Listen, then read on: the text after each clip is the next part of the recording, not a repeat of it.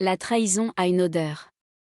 Ce soir-là, pour Laura Bennett, c'était le parfum floral et bon marché d'une autre femme, flottant dans sa propre salle de bain, s'accrochant à l'air comme un mensonge persistant.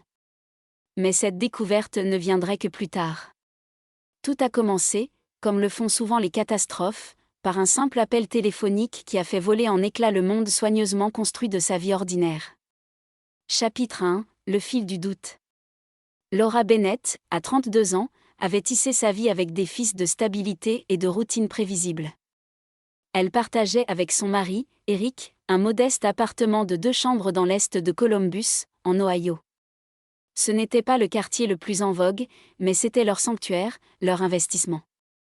Ils l'avaient acquis 3 ans plus tôt, s'engageant dans un prêt immobilier sur 20 ans qui consumait une part importante de leurs revenus.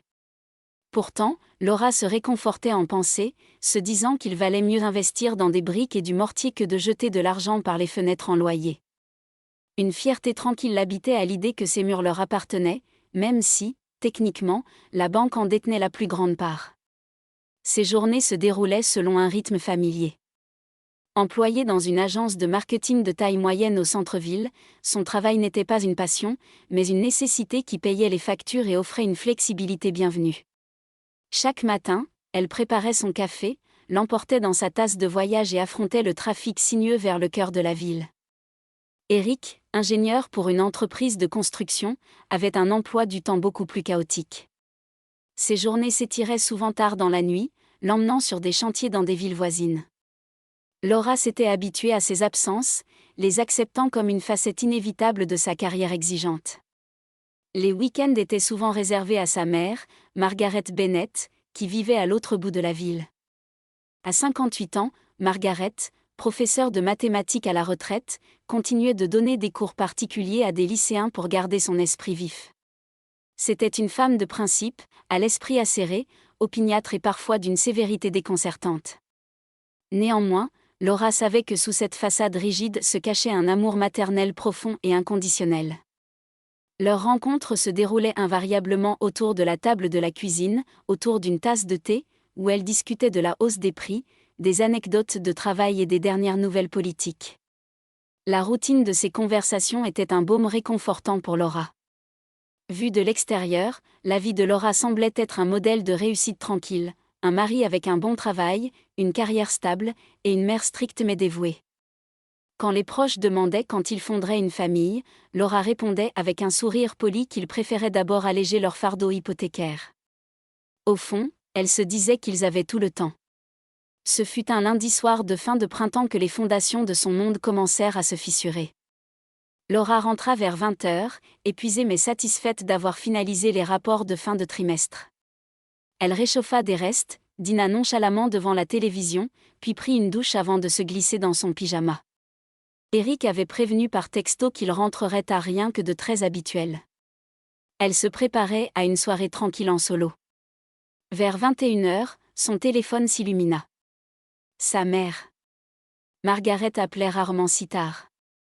Une vague d'inquiétude serra le cœur de Laura. Elle décrocha vivement. « Salut maman. Tout va bien ?» Un silence. Puis la voix de sa mère, tendue, pressante, si différente de son calme habituel. « Laura, j'ai besoin que tu fasses quelque chose pour moi. Immédiatement. »« Qu'est-ce que c'est ? » ?»« Installe une caméra dans ton salon. Un endroit discret, où je peux voir la porte d'entrée. Ensuite, quitte la maison. Va chez Megan. Va dans un café. N'importe où. Mais ne reste pas là-bas ce soir. Laura cligna des yeux, perplexe. Une caméra ? Maman, de quoi parles-tu ? S'il te plaît, ma chérie, ne pose pas de questions. Fais-moi confiance, c'est tout. Installe la caméra, assure-toi qu'elle est allumée, et pars. L'insistance de sa mère était alarmante. Margaret n'était pas femme à céder à la paranoïa. Sa logique était impeccable, ancrée dans un pragmatisme à toute épreuve. L'entendre si agité, presque désespéré, fit battre le cœur de Laura plus vite. « Je ne comprends pas, » murmura-t-elle en arpentant son salon. « Pourquoi ? Que se passe-t-il ? » « Je ne peux pas t'expliquer maintenant, » répondit fermement Margaret.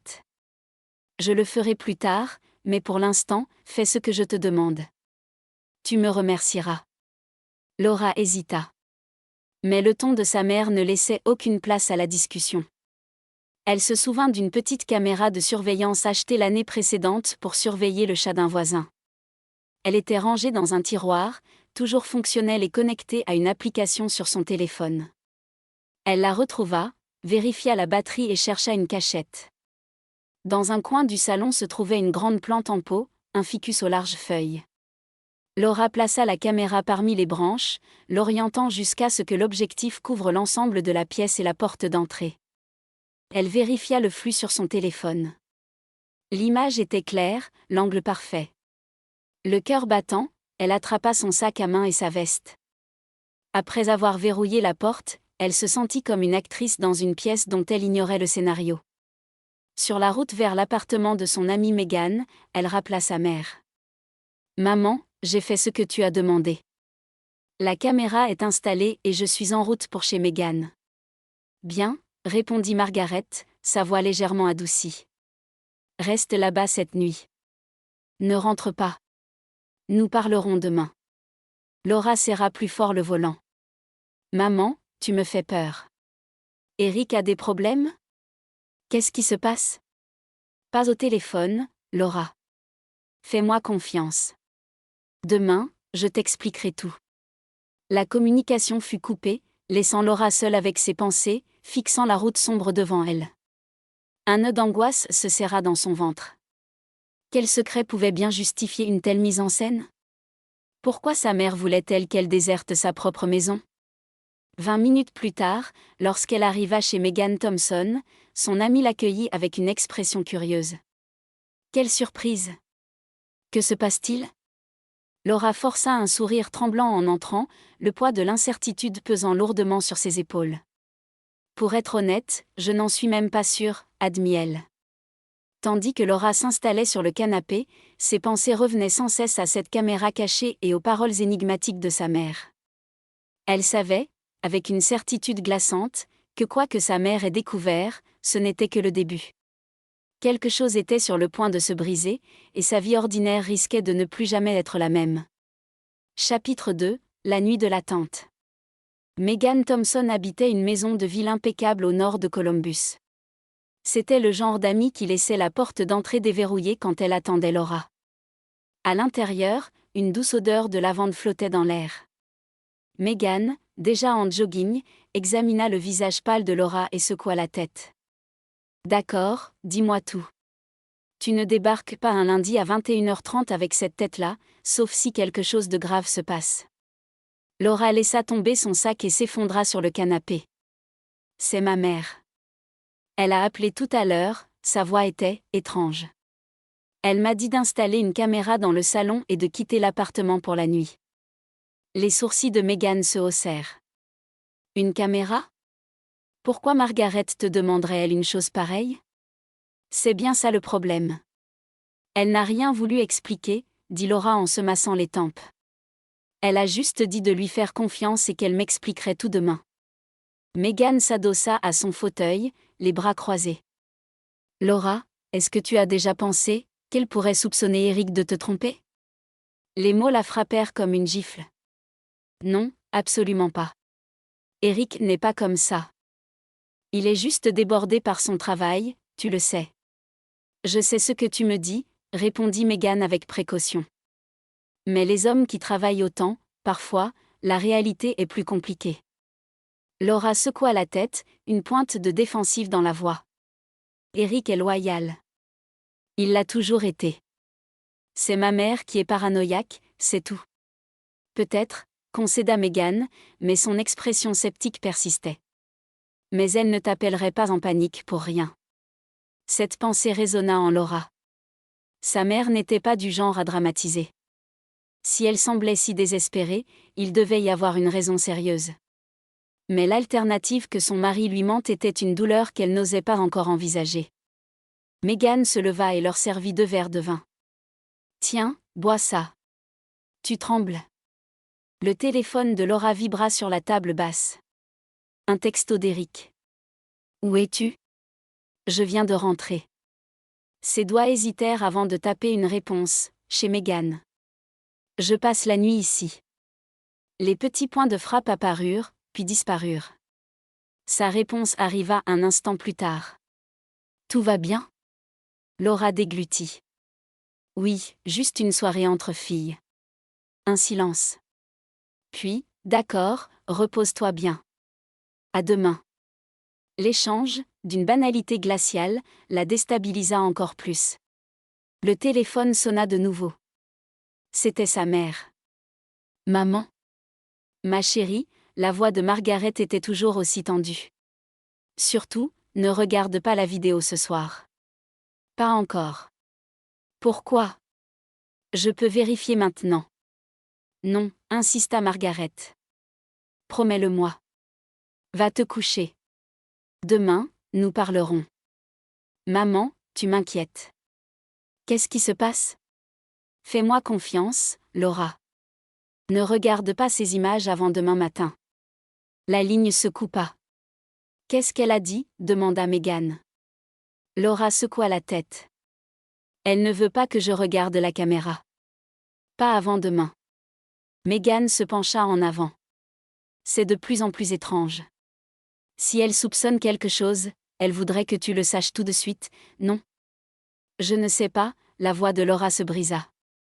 Une partie de moi veut ouvrir l'application maintenant, mais, elle avait l'air si sérieuse, comme si la vérité allait me faire plus de mal ce soir. Alors attends peut-être, conseilla Megan. Si ta mère essaie de te protéger, il y a une raison. Laura hocha la tête, mais son esprit était en ébullition. Cette nuit-là, allongée dans la chambre d'amis, elle fixa le plafond, le téléphone à portée de main. Chaque minute qui passait était une torture, un combat entre la peur de la vérité et le besoin de savoir. Quelle que soit cette vérité, elle l'attendait au matin. Et Laura savait, au plus profond d'elle-même, qu'une fois qu'elle l'aurait vue, rien ne serait plus jamais pareil. Chapitre 3 – Les images de la trahison. La lumière du matin filtrait à travers les stores, traçant des zébrures sur le lit. Laura se réveilla en sursaut, le cœur battant à tout rompre. Le moment était venu. Ses mains tremblaient en saisissant le téléphone. Elle lança l'application, le souffle court. La vidéo commença dans le silence de son salon. L'horloge murale indiquait minuit et 15. La porte d'entrée s'ouvrit. Eric entra, l'air fatigué. Une fraction de seconde, Laura se sentit soulagée. Puis une femme le suivit. Jeune, les cheveux brillants, une démarche assurée. Elle posa son sac à main sur la table comme si elle était chez elle. Le souffle de Laura se coinça dans sa gorge. Eric ferma la porte et prit la femme dans ses bras. Ils s'embrassèrent, un baiser long et passionné, sans aucune gêne. La main de Laura tremblait si fort qu'elle faillit laisser tomber le téléphone. La femme disparut dans le couloir et revint quelques instants plus tard, portant un des pulls de Laura, celui bleu pâle qu'elle aimait tant. La vision était surréaliste, une violation intime qui lui coupa le souffle. Ce n'était pas une aventure d'un soir. C'était une routine, une familiarité installée. Son estomac se noua. Les larmes brouillèrent sa vision tandis que la vérité s'abattait sur elle avec la violence d'un raz de marée. Eric, l'homme en qui elle avait placé toute sa confiance, la trahissait dans leur propre maison. Elle continua de regarder, hypnotisée par l'horreur. Elle vit Eric servir 2 verres de vin. Ils trinquèrent. Elle vit la tendresse dans ses gestes, une tendresse qu'elle n'avait pas reçue depuis des mois. Il écarta une mèche des cheveux de l'autre femme, son sourire plus sincère et chaleureux que tous ceux qu'il lui avait offerts récemment. Chaque geste était un poignard dans le cœur de Laura. La vidéo s'arrêta peu après 1 heure du matin. Laura laissa tomber le téléphone, le souffle court. Des sanglots la secouèrent, profonds et douloureux. Elle repensa à toutes les nuits où il était rentré tard, au dîner manqué, à cette nouvelle eau de Cologne qu'il avait commencé à porter à l'automne. Tous les signes étaient là, mais elle avait choisi de ne pas les voir. Megan la trouva assise sur le lit, pâle et tremblante. « Laura, qu'est-ce qui s'est passé ?» Il l'a ramenée à la maison, murmura-t-elle, la voix brisée. Elle portait mes vêtements. Megan la serra dans ses bras. « Oh, ma chérie. Je suis tellement désolée. Je l'ai défendu, sanglota Laura contre l'épaule de son amie. J'ai dit que ma mère était paranoïaque. J'étais tellement stupide. La trahison était immense. Ce n'était pas seulement une infidélité physique. C'était le vol de son espace, de son intimité, de sa confiance. Elle comprit enfin pourquoi sa mère avait insisté pour qu'elle attende. Voir cela seule, en pleine nuit, l'aurait anéantie. Même en plein jour, la douleur était presque insupportable. Lentement, la tristesse se mua en une colère froide. La douleur était toujours là, mais en dessous, une nouvelle force commençait à émerger. Une résolution dure comme l'acier. Sa vie venait de se scinder en deux, l'avant et l'après. Et elle savait que plus rien ne serait jamais pareil. Chapitre 4 – L'héritage d'une mère. Dans l'après-midi, Laura conduisit jusqu'à la modeste maison de sa mère. Les mains crispées sur le volant, elle se sentait vide. Elle avait besoin de réponses, de réconfort, et elle savait que seule Margaret pouvait les lui offrir. Sa mère l'attendait. En voyant le visage dévasté de sa fille, son expression habituellement sévère s'adoucit. « Entre, ma chérie. » Assise à la table de la cuisine, Laura laissa tout sortir. « Je l'ai vu, maman. Il l'a ramené chez nous. » Margaret posa une main sur la sienne. « Je sais. »« Depuis quand ?» demanda Laura, la voix tremblante. « 3 semaines, » répondit Margaret. « Je l'ai vue par hasard dans un café avec elle. Au début, j'ai cru à une réunion professionnelle. Mais leur geste, ce n'était pas professionnel. Je les ai revus plusieurs fois. C'était une relation, pas une simple erreur. » Laura ferma les yeux. « Je savais que si je te le disais directement, tu ne me croirais pas, » continua Margaret. « Tu l'aimes. J'avais peur que tu le défendes. La seule solution était que tu le voies de tes propres yeux. C'est pour ça que tu ne voulais pas que je regarde la vidéo hier soir, » comprit Laura. « Je ne voulais pas que tu affrontes ça seule, dans le noir. » Des larmes silencieuses coulaient sur les joues de Laura. « J'ai l'impression que tout mon mariage est un mensonge. » Le regard de sa mère se voila d'une tristesse ancienne. « Je connais ce sentiment. » Devant le regard interrogateur de Laura, elle continua. « Ton père. Je ne t'ai jamais raconté toute l'histoire. Il voyait une autre femme depuis des mois. Je l'ai découvert en voyant des dépenses inhabituelles sur notre compte joint. Quand je l'ai confronté, il n'a pas nié. Il a simplement dit qu'il n'était plus heureux. » Laura était abasourdie. « J'ai pris la décision de partir, » dit Margaret, sa voix calme mais ferme. « J'ai fait mes valises et j'ai demandé le divorce. Je ne pouvais pas te laisser voir ta mère supplier un homme de rester. C'était la chose la plus difficile que j'ai jamais faite, mais c'était la seule chose à faire. » Le parallèle entre le passé de sa mère et son présent était vertigineux.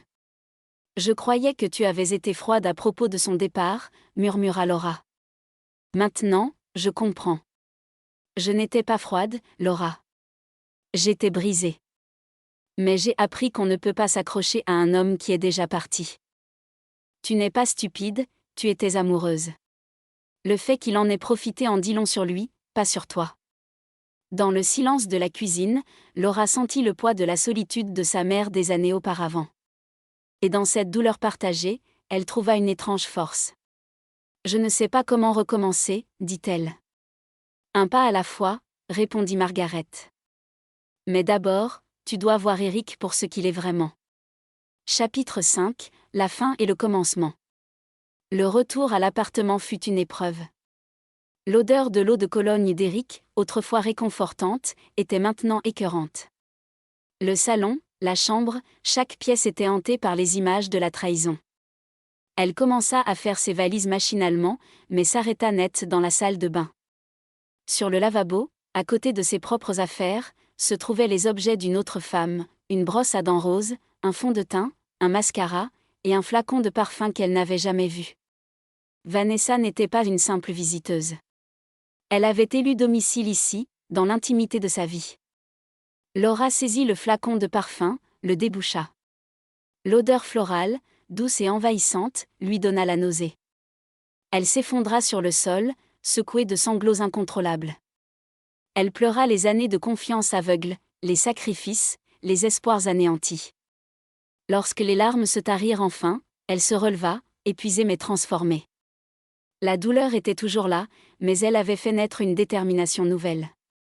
Elle termina ses valises, ne prenant que l'essentiel, laissant derrière elle les fantômes de sa vie passée. Avant de partir, elle récupéra la petite caméra cachée dans le ficus. Cette petite lentille de verre contenait la preuve de sa libération. Le lendemain, elle confronta Eric. Il n'y eut ni cri ni larmes.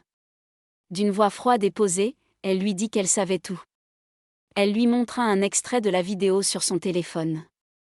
Il devint blême, incapable de nier. Elle lui annonça qu'elle demandait le divorce et qu'il ne devait plus jamais essayer de la contacter. Elle quitta l'appartement sans un regard en arrière, laissant derrière elle un homme brisé et une vie en ruine. Les mois qui suivirent furent difficiles, mais libérateurs. Avec le soutien indéfectible de sa mère et de Meghan, Laura commença à reconstruire sa vie. Le divorce fut rapide, la preuve vidéo était irréfutable. Elle obtint l'appartement et une part équitable de leurs biens. Elle le vendit immédiatement, ne voulant garder aucun souvenir de cet endroit souillé. Elle trouva un nouveau logement, plus petit mais lumineux, un lieu qui n'appartenait qu'à elle. Elle se plongea dans son travail, découvrant une créativité et une ambition qu'elle ne soupçonnait pas. Elle fut promue, puis de nouveau, devenant rapidement un élément clé de son agence. Sa relation avec sa mère se transforma, la sévérité de Margaret se mua en une profonde complicité, leur histoire commune les ayant rapprochés comme jamais auparavant. 1 an plus tard, Laura était une femme différente. Plus forte, plus indépendante, plus heureuse. Elle avait appris que la fin d'une histoire n'était pas la fin de sa vie, mais le début d'un nouveau chapitre. Un soir, en sortant tard du bureau, elle croisa un collègue d'un autre département, un homme nommé David qu'elle n'avait jamais vraiment remarqué. Il lui sourit, un sourire simple et sincère. « Vous travaillez tard, dit-il. »« Il le faut bien parfois, répondit-elle. »« Laissez-moi vous offrir un café pour la route, proposa-t-il. Elle hésita, puis accepta. Assis dans le café, ils parlèrent de tout et de rien. Il n'y eut ni étincelle ni coup de foudre, seulement une conversation facile et un sentiment de confort inattendu. En le quittant ce soir-là, Laura sourit pour la première fois d'un sourire qui n'était pas teinté de tristesse. Elle ne savait pas où ce chemin la mènerait, mais pour la première fois depuis longtemps, elle était impatiente de le découvrir. La trahison avait une odeur, mais la liberté, elle, sentait le café fraîchement moulu et la promesse d'un lendemain.